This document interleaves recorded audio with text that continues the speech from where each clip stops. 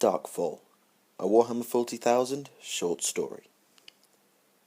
The days were long on Delos, but when night fell upon the spires and sands, an eerie silence descended as the citizens retreated into their homes. They knew well the stories passed down by their elders, tales of creatures who stalked the shadows, preying on those who wandered into the open, and unlike many of the myths that haunted this galaxy, that myth was true. They'd taken Sergeant Grix just the other night. One minute he was patrolling the walls of Loken Fortress, the base of operations for the Arkan 17th Regiment and the military hub for the whole planetary system. The next, he and half of Platoon Bannock were gone. Now the entire installation was in lockdown. The generals stationed there from the Imperial Guard hidden away in bunkers, guarded by legions of auto turrets and warriors inured to pain and fear by the hideous artistry of the Ordo Biologus. Only a few dared run the gauntlet and explore. Among them was Lorca, a young priest attached to the retinue of Lord Inquisitor Kekro, dispatched by the Ordo Hereticus to hunt out the creatures and purge them. As they stalked into Macarius Square and came face to face with the statue of the great general who had liberated this world from the separatists of yesteryear, the Conclave of 10 paused. The psychic warning from Magterian, the group's strongest sorcerer, arrived just in time as a shadow flew past the space the Inquisitor's head was just about to be. Silently, power fields flickered to life around the group's weapons, and the guns of the servitor tech slaves loaded up. These creatures were degenerates who had betrayed their oaths to the Imperium, their minds obliterated but their bodies preserved as mindless, loyal slaves to the Inquisitor. They were armed with weapons no man could hope to wield alone. The first wielded a heavy bolter, firing fist-sized bullets at an astonishing rate in a hail of fire nothing could hope to survive. The second was armed with an experimental pattern graviton cannon, which could transform an area into a zone of immense gravity, crushing all who were unfortunate to be caught within it. Also among the group were 2 crusaders, whose storm shields had force field generators to deflect almost any strike, and whose hammers had smashed aside many foes that fell upon the anvil of their shields. These individuals were fiercely loyal to the Hereticus agents, and would lay down their life before a single blow fell upon their charge. The final members of Kekro's retinue were death cult assassins, drawn from the death world of Phaedron, who could kill with their twin blades faster than the blink of an eye. Yet all were now paralyzed in readiness for the oncoming assault. They did not have to wait long. With a keening wail more akin to the scream of a dying animal, the first creatures descended. The first crashed against the Crusaders' shields and was swiftly crushed by a well-timed swing from their hammers. The second was cut down mid-fall by the curtain of bullets from the servitor. 2 more were dispatched in short order by the blades of the assassins, using the shields as springboards to launch them into melee. The first wave fell in the space of a few rushed heartbeats, and the young priest gripped his weapons tighter as he realized how dangerous a foe this world in fact faced, especially as they had become more active in recent times. And then the second wave stormed from the shadows. A blast of light from Kekro's force staff momentarily illuminated and blinded their attackers, and the image was burned on the minds of all who witnessed it. These monsters had been human once, that much was clear, but they had descended, degenerated in the factories, mutated beyond all reason until they were near unrecognizable. Where fingers had once been, now infinitely sharp talons resided. Their eyes had turned a sickly yellow, and their pupils blazed with hatred. Their skin flickered to match the light they were caught in, darkening again as the brief respite of light faded away. Righteous fury welled up inside Lorca, and with a booming voice he cried, "In the name of the God Emperor, purge the unclean." And with that, the guns opened up, mutants falling in droves as they were mercilessly slaughtered. Lorca's bolt pistol roared as it cut down any who challenged him. Flames and lightning arced as the psychers of the group unleashed their sorceries on the mutants. Any who survived were met with an uncompromising shield or were contemptuously cut down by the myriad weapons of the Conclave until the streets ran red and black with mutant blood. The group killed and killed until there was simply no more left within range, at which point they moved to where they could. However, all did not go their way. An assassin was disemboweled when a mutant somehow ducked a decapitating blow. The Graviton Servitor was left broken and defenseless, simply abandoned to the Horde. No one escaped with at least a dozen flesh wounds, but in the end, the mutants were broken and fled for the shadows from whence they had come.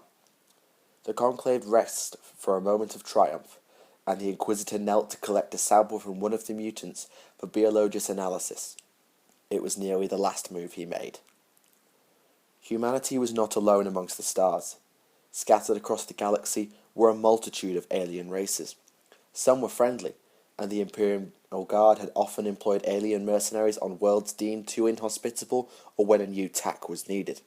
However, many were not, and this majority had fought against mankind from within and without many times. The Xenos on Delos were categorized by the Order Hereticus and Ordo Xenos as Dark Eldar, ancient humanoid creatures with an appetite for striking terror into Imperial hearts. Many now heretical scholars suspected they were once disillusioned humans who had opened themselves up to mental and physical mutation, whereas in fact, the Dark Eldar had been around before humanity had even evolved. They were faster than any human, never appeared to age, and seemed to feed on fear and suffering. It was they who had infiltrated the Night Terrors, posing as gods and convincing them to rise up against the Delosians. It was they who had orchestrated the attack on the Inquisitor's force, picking off weaker members and feeding on the panic. And now they had deemed the time right to strike. With a blade that appeared to flicker in and out of reality, a female Dark Eldar sprang down the Macarius statue in an attempt to decapitate the Inquisitor. It was pure luck, or the blessing of the Emperor, as Lorca believed, that saved him, as the dagger deflected from his oversized shoulder pauldrons. The sorcerer Mycterian was not so lucky, and screamed in agony as a second Dark Eldar removed his lower arm at the elbow with near surgical precision, only to be silenced as the same weapon was thrust into his neck. Lorca thumbed the launch switch on his chainsword and was met with a gratifying rumble as the weapon awoke from its slumber, hungry for alien blood. He ducked and rolled away as a Dark Eldar with a gladiatorial spear sparking with electricity launched himself towards him. Something in the back of Lorca's mind recognized it as an impaler, able to stop a human heart on contact, and he winced as a crusader was impaled on the Xenos weapon. Before long, the assassin was engaged in a dance of death faster than the eye could follow with the female who attacked Kekra. The Inquisitor was defending himself from an onslaught from the Impaler, and the remaining Servitor was left incapacitated by the final Dark Eldar. Within a few more heartbeats, Lorca found himself face to face with Mycterian's killer. The Xenos was extremely beautiful, her face perfectly sculpted, yet this beauty belied her threat. Her eyes were cold with hatred, her mouth contorted into an arrogant grin, and her lower arms were covered in gauntlets with shimmering blades protruding along either flank. These were the dreaded Hydra gauntlets, their edges capable of disassembling its victim molecule by molecule, and Lorca knew full well that he would be dead if those weapons landed a blow. Muttering a litany of preservation that grew into a booming battle cry, he charged, pistol firing and chainsword screaming. The priest fought like a man possessed with the Emperor's will, wielding his weapon two-handed to block the Dark Eldar attack. His pistol clicked empty quickly and was discarded as the Xenos came again. However, it was for naught, and before long he found himself gravely wounded and close to death. The last thing Lorca saw was the sky above burning as Valkyries streaked overhead to clash with razor-wing strike fighters. The war for Delos had begun in Macarius Square, but it was far from over. Hello everyone, Michael here for Tactica Imperialis. Welcome to the video. I hope you enjoyed that little reading. That was a short story / opening chapter of 40k fanfiction that I wrote. That was my English coursework all the way back when I was 17. Before I even started this channel, I wrote that. I had to change a few names, as you may have noticed that I made a couple of minor things. But the main reason for that is I wrote it as a sci-fi short story that felt like 40k but wasn't actually 40k. It was just a massive homage. And then I had to try and twist the self-created lore into fitting 40k canon a little bit better. But, yeah, no. I do hope you enjoyed that. Let me know what you think to DarkFall, as I called it, in the comments. If you're wondering if there's another chapter, no there isn't. Bugger off. I'm not writing a full-on 40k novel. I don't have time. And it's not happening. But I do hope you enjoyed it nonetheless. And just a little something to celebrate hitting 5,000 subscribers. Yeah, that happened. How the hell did that happen? Well, yeah. So thank you very much for all the support, and that was your reward, I suppose. I hope it was worth it. Enjoy it, because it's not happening again. So yes, thank you all for your support, getting us to 5,000 subscribers.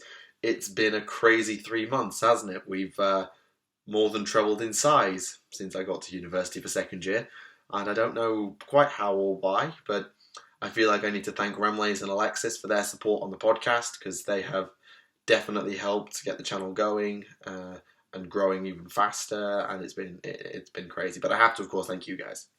You guys who watch videos, leave comments, leave constructive criticism, turn out to streams, even those who just shout at me and call me a heretic, whatever it happens to be, I enjoy it all the same, and you give me something to do that isn't physics, and that's great. So, thank you so much, and thank you for watching this video. I hope you enjoyed it. Yeah, here's to the future. Maybe we're doing 10,000 sometime in the next decade. My name is Michael for Tactica Imperialis. Thank you all for watching. See you all again. Bye for now.